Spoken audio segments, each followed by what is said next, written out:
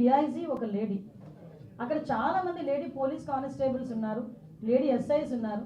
అలాంటి వాళ్ళ గురించి బట్టలు ఉడదీస్తాం అలాగే ఇలాగా మాట్లాడుతూ ఉంటే సిగ్గనిపించట్లేదా? సంస్కారమేనా అది? కనీసం ఒక సంస్కారంతో కూడిన మాట, ఒక ఎక్సెసియంగా మాట్లాడాలి అన్న ఇంగిత జ్ఞానం లేకుండా ఎక్కడికి వచ్చి మాట్లాడుతున్నాడు? ఇది ఒక విక్టిమ్ హౌస్ దగ్గరకు వచ్చి మాట్లాడే పరిస్థితులు. ఎవరి గురించి వెనకేసుకొస్తున్నాడు? ఒక పోసాని కృష్ణమురళి గురించి, ఒక నందిగాం సురేష్ గురించి వెనకేసుకొస్తున్నాడు. అయ్యి మేము ఈరోజు ఇందాక మేము చెప్పాము, ఎమ్మెల్యేలు ఎంపీల గురించే మాట్లాడాం. నిజంగా ఈరోజు చెప్తే కార్యకర్తలు కానీ, అదేవిధంగా ఇంచుమించుగా చూస్తే దగ్గర మామూలు సామాన్య ప్రజల మీద కానీ వాళ్ళు పెట్టిన కేసులు ఇవన్నీ కోకొల్లలు ఉన్నాయి. కొన్ని వేల కేసులు ఉన్నాయి, మామూలు కొన్ని వేల కేసులు. జగన్మోహన్ రెడ్డి హయాంలో 5 సంవత్సరాల్లో దగ్గర 2826 హత్యలు జరిగినాయి. నిజంగా నేను అంటున్నాను జగన్మోహన్ రెడ్డితో, జగన్మోహన్ రెడ్డి నీ హయాంలో 2800 పైచీలకు హత్యలు జరిగినాయి. వీళ్ళందరి దగ్గరికి కూడా నువ్వు వెళ్తానన్నా కూడా మేము విత్ ప్రొటెక్షన్ పంపిస్తాం, వెళ్ళు, మేమేం కాదని చెప్పట్లేదు. వాళ్ళందరి దగ్గరికి వెళ్ళి పరామర్శించే దమ్ముందా నీకు? అలాంటిది ఈరోజు బయటకు వచ్చి నోటుకు వచ్చినట్టు మాట్లాడతాడు. కార్మూర్ నాగేశ్వరరావు, అది గూండావో తెలియదు, ఒక ఎక్స్ఎమ్మెల్యే తెలియదు, ఒక రౌడీ షీటరో తెలియదు, బయటకు వచ్చి వాళ్ళ గవర్నమెంట్ వచ్చిద్దట, వచ్చిన తర్వాతట గుంటూరు నుంచి బయట ఉన్న అవతల ఉన్న వాళ్ళందరినీ నరికేస్తాడట, గుంటూరు నుంచి అవతల ఉన్న వాళ్ళందరినీ బయటికి తీసుకొచ్చి తంతాడట. అది ఆయన వాళ్ళ కార్యకర్తల మీటింగ్లో మాట్లాడే పరిస్థితి. అంటే నేనేమంటానంటే జగన్మోహన్ రెడ్డి ఇలాంటి వాళ్ళందరూ బలం అనుకుంటున్నాడు, కానీ ఇలాంటి వాళ్ళందరూ ఏదో బల్లెలు లాంటి వాళ్ళు అనమాట. లాస్ట్ 151 సీట్లు ప్రజలందరూ ఇస్తే మీరు ఇలాంటి పనులు చేసే 11కి దిగారు. ఈరోజు మళ్ళీ నోటికి అదుపు లేకుండా ఇలాగే మాట్లాడితే ఆ 11కి కూడా కన్నం పడే పరిస్థితి కనిపించే పరిస్థితి మనందరికీ కూడా కనిపిస్తుంది. అది జగన్మోహన్ రెడ్డికి అర్థం కావట్లా. ఒకటి మేము చెప్తున్నామండి, ఈరోజు శాంతి భద్రతల విషయంలోనే కానీ, ముఖ్యంగా ఎక్కడ కూడా ఫ్యాక్షన్ రాజకీయాలు లేకుండా చూడటంలో కానీ, ప్రజలకు ఎవరికి ఇబ్బంది లేకుండా చూడటంలో కానీ మేమందరం కూడా చిత్తశుద్ధితో పనిచేస్తాం. ముఖ్యంగా పోలీస్ డిపార్ట్మెంట్ గురించి మాట్లాడేటప్పుడు ఒక్కసారి మనస్సాక్షితో ఆలోచించుకోవాలి. వాళ్ళ ఇంట్లో ఆడబిడ్డల్ని, వాళ్ళ ఇంట్లోని ఉన్న మహిళల్ని ఇంట్లో పెట్టి బయటకు వచ్చి అదే మహిళల ప్రొటెక్షన్ గురించి, అదే మహిళల ఆడబిడ్డల ప్రొటెక్షన్ గురించి వాళ్ళు 24 గంటలు కష్టపడతారు. ఈరోజు వాళ్ళ ఇంట్లోని తల్లిదండ్రులు హాస్పిటల్లో ఉన్నారా, వాళ్ళ ఇంట్లో తల్లిదండ్రుల ఆరోగ్యం బాగుందా, వాళ్ళకి ఏం చూడాలనేది కూడా పక్కన పెట్టి డ్యూటీ విషయంలో 24 గంటలు 48 గంటలు అయితే 48 గంటలు కూడా నుంచొని ప్రజల భద్రత గురించి, రాష్ట్ర భద్రత గురించి నుంచొని ఉద్యోగాలు చేసే పరిస్థితులు కనిపిస్తూ ఉన్నాయి. అలాంటి వాళ్ళని గురించి మాట్లాడేటప్పుడు కొంచెం మనం సెన్స్తో మాట్లాడితే ప్రజలు యాక్సెప్ట్ చేస్తారు. ఒక్కసారి అది కూడా ఆలోచన చేసుకోమని జగన్మోహన్ రెడ్డి గారికి చెప్తూ, పోలీస్ డిపార్ట్మెంట్ మీద అదేవిధంగా ప్రజల్ని రెచ్చగొట్టే విధంగా, శాంతి భద్రతలకి భంగం వాటిల్లే విధంగా ఎవరైనా మాట్లాడినా, సోషల్ మీడియాలో పోస్టులు పెట్టినా కంపల్సరీగా తగిన చర్యలు తీసుకుంటామని మీ అందరికీ తెలియజేసుకుంటాం. జగన్ పర్యటనకి ఒక వారం రోజుల ముందే రాప్తాడ్ ఎమ్మెల్యే పరిటాల సునీత గారు జగన్ ఇక్కడికి రాకూడదు, వస్తే ప్రజలు అడ్డుకుంటారు అని చెప్పేసి. ఓకే, మీరు అన్నది కరెక్టేనండి. యాక్చువల్గా ఒకటి విషయం చెప్పాలండి, రాప్తాడ్ ఎమ్మెల్యే గారు ఎన్ని ఒకసారి మీరు రాప్తాడ్ ఎమ్మెల్యే పరిటాల సునీతమ్మ, పరిటాల రవి గారి హత్య కేసులో ఎవరు ఇన్వాల్వ్ అయ్యి ఉన్నారన్న సంగతి ప్రపంచం అందరికీ తెలుసు. ఎక్కడో అక్కడ కడుపు మంట ఉంటుంది. ఆ కడుపు మంటతో అక్కడ ఒక సంస్కృతి ఉంది. కొంతమంది కొన్ని ఊర్లకి వైసీపీ నాయకులు రారు, కొంతమంది టీడీపీ వాళ్ళు ఆ ఊర్లకు వెళ్ళరు. కొంత సంస్కృతి అక్కడ నడుస్తుంది, కొన్ని రోజుల నుంచి నడుస్తుంది. కానీ ఆ రోజు వచ్చేటప్పుడు మా కార్యకర్తలు ఇబ్బంది పడుతున్నారు అతను వస్తే అని చెప్పి సునీతమ్మ గారు మాట్లాడినప్పటికీ, ఆ కడుపులో ఆ బాధ ఉన్నప్పటికీ, కార్యకర్తలందరూ ఇబ్బంది పడుతున్నప్పటికీ అధిష్టానం ఏదైతే చెప్పిందో, పోలీస్ డిపార్ట్మెంట్ వాళ్ళు ఏదైతే రిక్వెస్ట్ చేశారో, అతను వెళ్తున్నానంటున్నారు, మీరు ఎటువంటి శాంతి భద్రతకు భగ్నం వాటిల్లకుండా మీ కార్యకర్తలు మీరు అదుపులో పెట్టుకోండి అని చెప్పి అధిష్టానం నిర్ణయం మేరకు, డిపార్ట్మెంట్ నిర్ణయం మేరకు సునీతమ్మ మీటింగ్ పెట్టి, చెప్తున్నా మళ్ళీ గుర్తుపెట్టుకుని, మీటింగ్ పెట్టి ప్రతి కార్యకర్తకి కూడా మీరు ఇళ్లలో ఉండండి, అతను వస్తాడు, చూసుకుంటాడు, వెళ్ళిపోతాడు, ఎవరు కూడా ఎటువంటి ఇబ్బంది పెట్టొద్దు, మనం ఏదైనా గల్లాటా చేస్తే ప్రజలు ఇబ్బంది పడతారని పెద్ద మనసుతో ఆవిడ ఆ రోజు ఆ కార్యకర్తలందరికీ కూడా వినవించుకుంటే కాబట్టే నేను వచ్చి అన్ని మాటలు మాట్లాడగలిగి బయటకు వెళ్ళగలిగాను. చేసుకోవాలి. మేము మా లిమిట్స్లో మేము ఉంటున్నాం, మా నాయకులు మా లిమిట్స్లో మేము ఉంటున్నాం, మా మా అధినాయకుడు ఏం చెప్తే అది చేయడానికి మేము సిద్ధంగా ఉన్నాం. కొన్ని సందర్భాల్లో శాంతి భద్రతల విషయంలో మమ్మల్ని మా ఏదో అంటారు కదా, మా సెల్ఫ్ రెస్పెక్ట్ని చంపుకోనైనా ఈరోజు మేము కూర్చుంటున్నాం. ఎందుకు? ప్రజల అభిష్టం మేరకు, ప్రజల రక్షణార్థం. మేము ఆ విషయంలో చాలా క్లారిటీగా ఉన్నాం. ఇప్పుడు మాజీ మంత్రి ఎవరైతే నరుకుతాము, చంపుతాము, కొడతాము అంటున్నారో ఎందుకు మీరు అంత మంచితనంగా ఉండిపోతున్నారు? మేము మంచితనంగా అది మీకు మంచితనంగా కనిపిస్తే నిజంగా మేము చాలా అదృష్టవంతులమే. కానీ ఇందాకే చెప్పాను, శాంతి భద్రతలు వాటి భగ్నం కలిగేటట్టుగా మాట్లాడినా, ప్రజల్ని రెచ్చగొట్టేటట్టు మాట్లాడినా, మత విద్వేషాలు రెచ్చగొట్టేటట్టు మాట్లాడినా, సోషల్ మీడియాలో పోస్టులు పెట్టినా తగిన చర్యలు అయితే ఉంటాయి.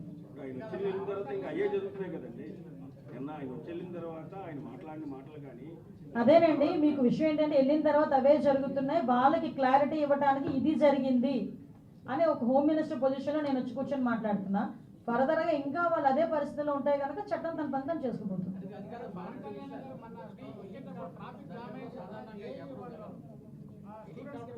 నా ఫోన్ ఇవ్వండి.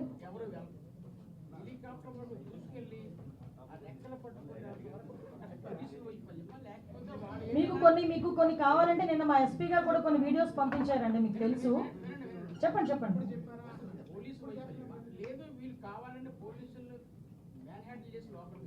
పోలీసులు మ్యాన్ హ్యాండిల్ చేసి వెళ్ళారండి లోపలికి. డెఫినెట్ గా పెడతామండి.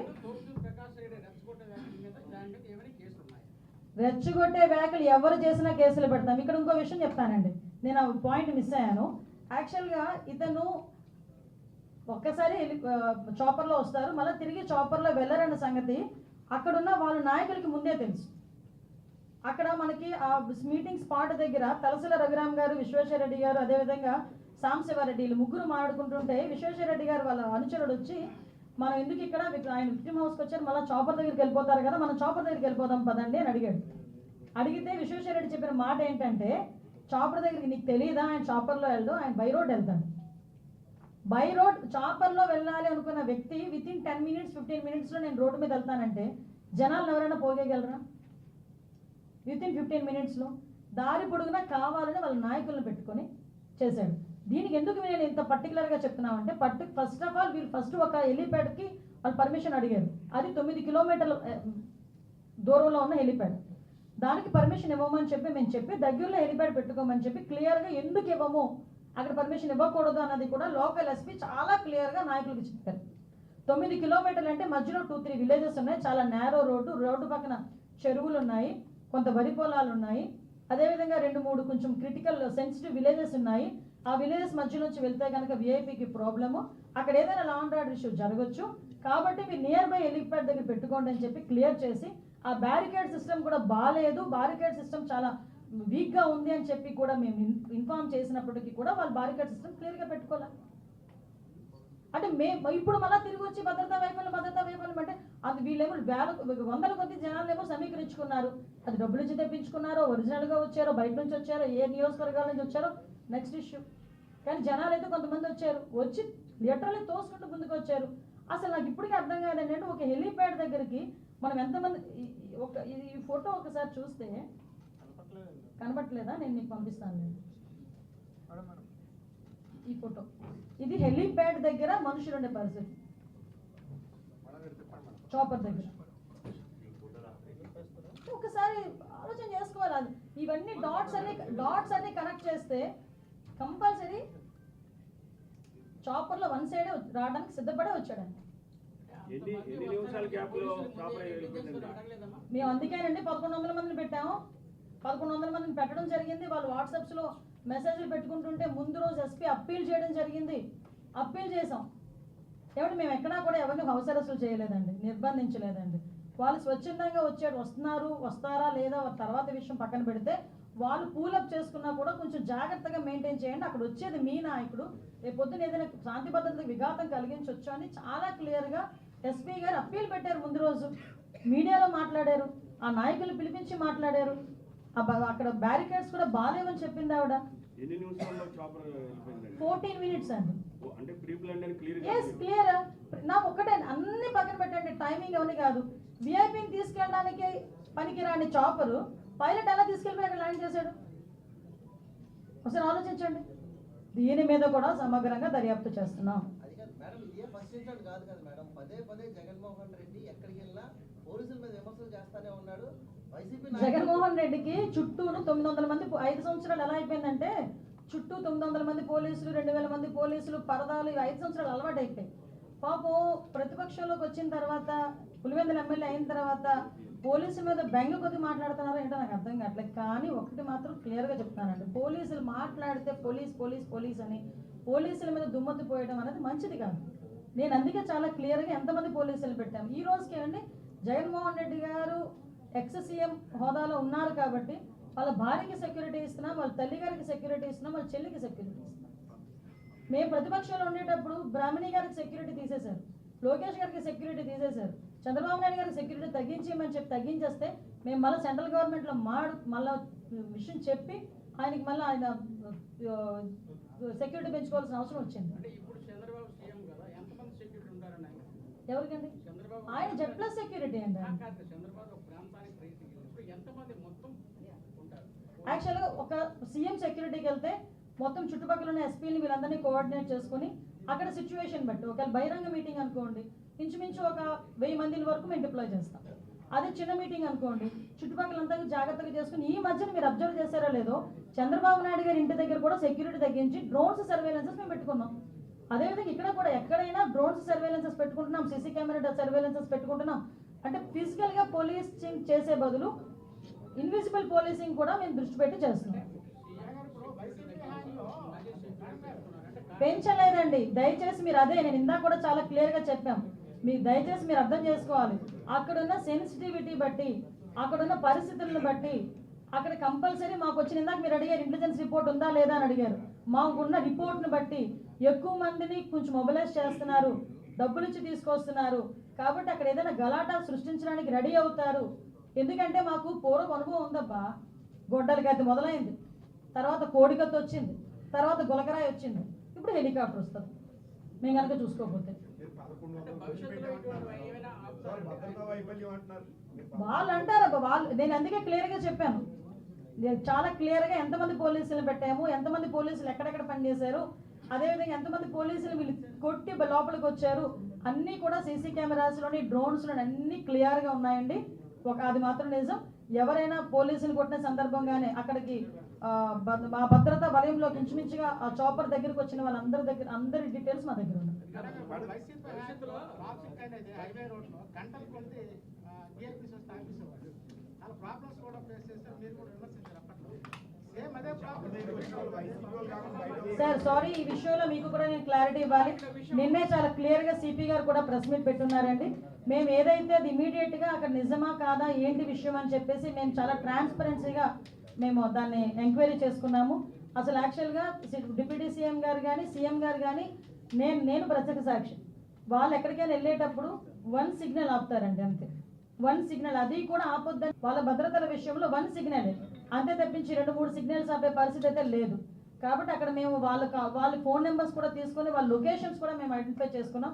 ఎక్కడ కూడా మొన్న జేఈ మెయిన్స్కి సంబంధించి ఆ ఎగ్జామ్కి వెళ్ళలేకుండా ఉండి పవన్ కళ్యాణ్ గారు ట్రాఫిక్ టూర్ వల్ల మేము మానేసామన్న వాళ్ళందరూ కూడా అవాస్తవాలండి. దయచేసి అది కూడా పోలీసుల మీద నెట్టడం మానేయండి ప్లీజ్. రాష్ట్ర వ్యాప్తంగా 15,000 మంది గ్రామ వార్డు సచివాలయ మహిళా పోలీసులు గాలిలో ఉన్నారు, వాళ్ళకి డిపార్ట్మెంట్ లేదు.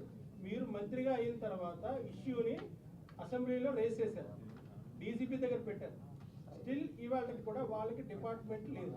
ఏంటి మీకు విషయం చెప్తున్నా, లాస్ట్ 5 సంవత్సరాల్లో వాళ్ళు ఏ డిపార్ట్మెంట్కి చెందుతారో కూడా తెలియకుండా 5 సంవత్సరాలు పని చేయించారు. ఎక్కడ ఏ పని చేయించారో కూడా ఎవరికి తెలియదు, వాళ్ళకి పోలీస్ డ్రెస్ వేసేయడానికి కూడా రెడీ అయిపోయారు. అలాంటివన్నీ ఈరోజు మేము కూలంకషంగా చర్చించుకొని అసలు అందులో ఎంతమంది విల్లింగ్ ఉన్నారు, కొంతమంది వాళ్ళని కార్యదర్శుల కింద తీసుకున్న తర్వాత అందులోని విషయం ఏంటంటే కొంతమంది పోలీస్ డిపార్ట్మెంట్లో పనిచేయడానికి కొంతమంది విల్లింగ్ ఉన్నారు, కొంతమంది విల్లింగ్గా లేరు.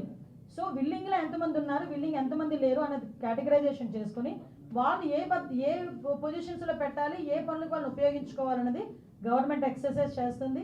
నాకు తెలిసి వితిన్ 10 days 15 daysలో వాళ్ళకి ఎక్కడైతే వాళ్ళు ప్రాపర్ వేలో వాళ్ళకి అర్హత తగ్గనట్టుగా వాళ్ళు కూర్చోడం. ఈ విషయంలో హెలికాప్టర్ విషయంలో భద్రతా పోలీసు సిబ్బందిపై దాడి చేసి లోపలికి వెళ్ళిపోయారు.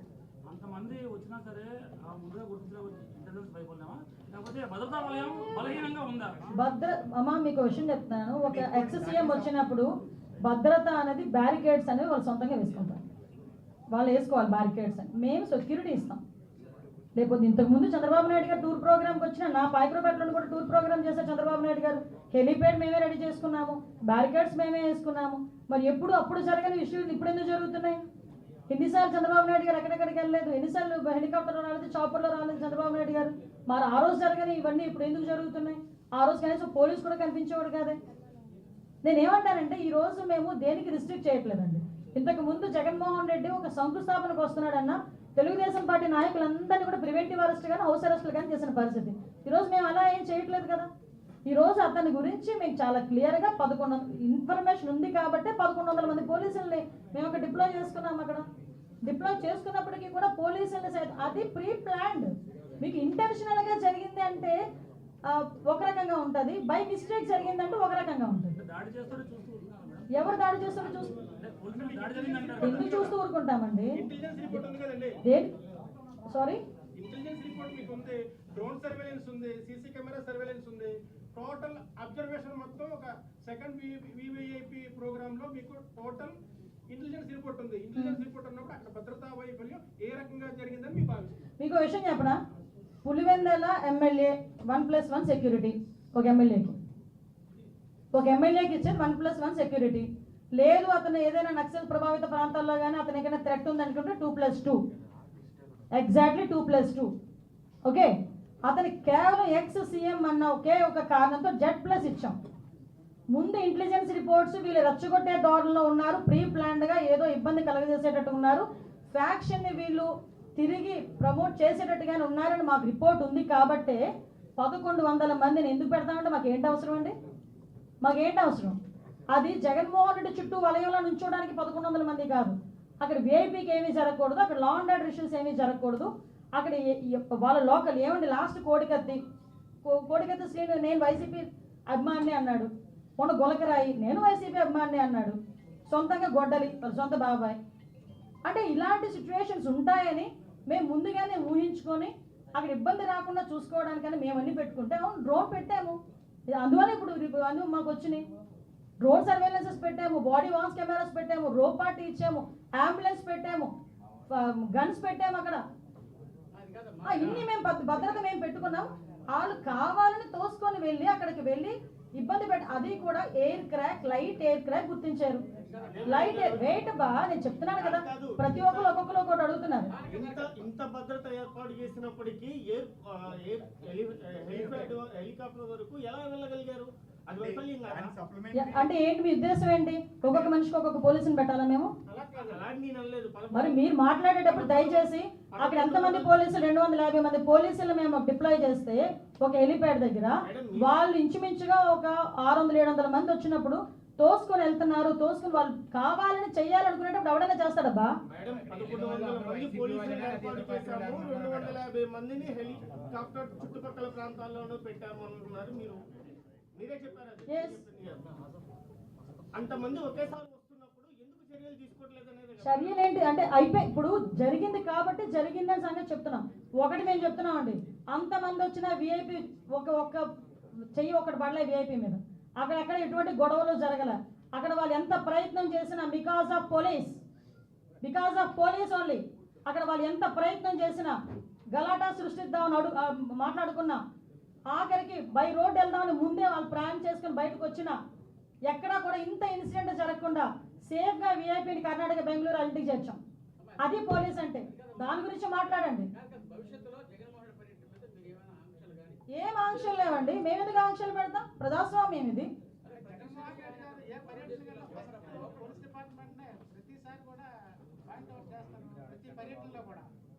ఏ వంకాయలు డొంకపట్టి గేడ్చాడండి, అలా ఉంటుంది.